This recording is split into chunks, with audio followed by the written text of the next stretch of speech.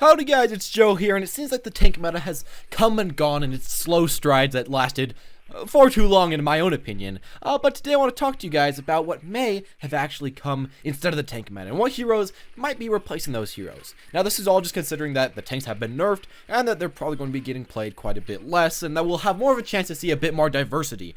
With that said, a few certain heroes I'm very much expecting to become a lot more played, and probably be some of the strongest heroes in this new meta, at least from what I guess in my own mind. And I'm in Masters, so hopefully that can mean at least something in your mind. Anyways, let's get straight on to what I feel like is going to be really strong. And first off, I just want to start off with the strongest pick, go right into there. Soldier 76, in my mind at least, for sure is going to be the strongest character in the game.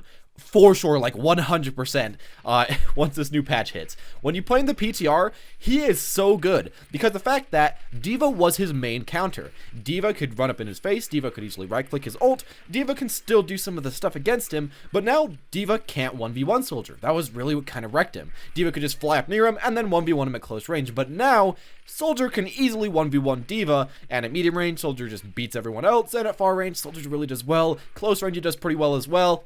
His damage is just insane. His ult with an Ana ult just shreds through people, and having less tanks means that'll shred through the, squishier people even faster. Overall, I think he's just gonna maul the meta, and we might be seeing a few nerfs for him coming up pretty quick. As far as another character that I'm probably going to hope to see a bit is actually Lucio. Now, of course, we have been seeing quite a bit of Lucio in the tank meta, of course, but, he's kind of been switching off at least a little bit because he simply couldn't heal the tanks way too fast, and sometimes it would be better just to have a Zen healing one tank or have a Mercy healing another tank. But now that that's kind of over, or at least I hope it's over, and we're probably going to go back to 2 tanks, that means that there's 3 other characters that you can actually heal pretty quickly. Lucio's slower heal, but AoE heal, is really good with characters that have less HP. When you have tanks with Lucio, it's pretty cancer to try to heal them up, but if you're playing not tanks, if you're playing offense heroes, defense heroes, other supports with Lucio, well, he can heal them up actually quite fast. So yeah, I feel like he's going to get picked a lot more. As well with this, using Lucio's speed boost to run into the enemy team, I feel like works well with tanks, but even better with some non-tank characters.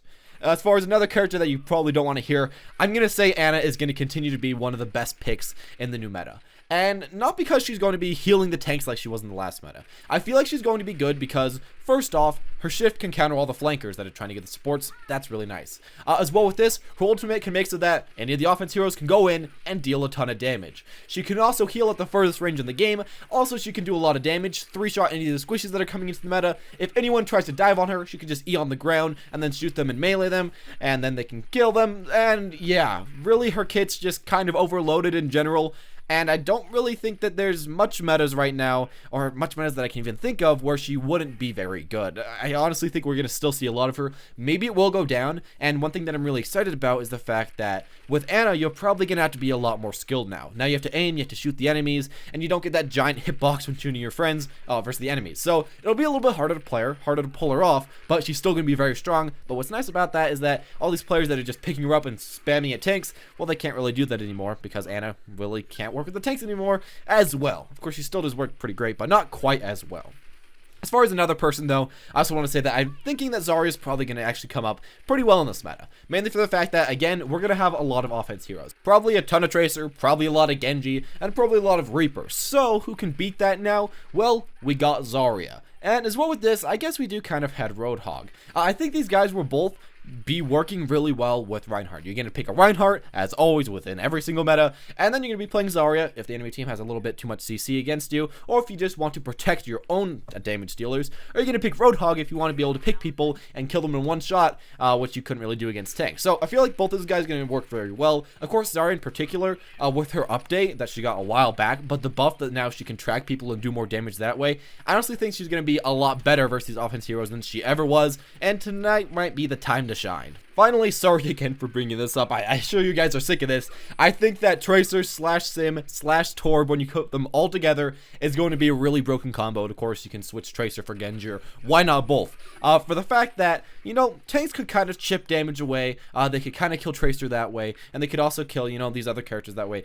But when you have a 300 health Tracer versus the enemy team's 125 health Tracer, well, your Tracer can almost always win. If your Tracer loses, she's just terrible. So yeah, your Tracer's gonna win. As well with that, Tracer can now kill the backline. There's not much they can do. And also, Torb can just really easily do big damage to the squishies, kill the squishies like that, and Symmetra just melts through squishies. Honestly, I think this is gonna be a little bit jank, kind of hard to pull off, as it was really easy to pull off versus tanks. Probably a little bit harder to pull off, but if you can get this off, and if you can get armor on a Tracer and that shield on a Tracer, I think they're really just going to be able to completely carry, and we might be seeing a lot of this from people that are like duo or trio queuing that have a really good Tracer. Send that guy in with that shield, with that armor, and he's just going to care for his entire team. So yeah, that's what I'm mainly expecting with that. And yeah, those are the kind of different changes that I'm expecting to actually happen. And as you can see, it seems like a lot of the same characters are actually doing pretty good. But we might be seeing this. As well, before we end, I do want to say, maybe Winston will get a bit of a time to shine. Of course, this does kind of bank on the fact that maybe Roadhog won't be chosen as much, and Zaria will be chosen instead. And if that's the case, and if there's a lot of offense heroes, well, Winston can go in, Winston can go ham, and Winston can deal some big work. Otherwise, you know, if Roadhog's still really in the meta, Winston will have a bit of a problem, but if he gets out of it, I could see a lot of Winston, as he does have a lot of carry potential if the time is right and if the stars are aligned. But anyways, that's all I'm really thinking about all this stuff. If you guys did enjoy the video, make sure to leave a like, and tell me what you are expecting from the future of Season 3. Of course, we've had a lot of balance updates, a lot of changes, but I just kind of want to know what you guys personally think will probably happen in the future with this new meta. As well with this, there's probably going to be some other characters that come in. Maybe Mei gets a lot better, maybe Widowmaker gets played a lot more, maybe there's more McCree. There's a lot of different characters, but these are the main ones that I am assuming are probably going to be some of the most chosen. So maybe you can pick them up or do anything you want to with that information. Know who you should start to get ready to fight versus.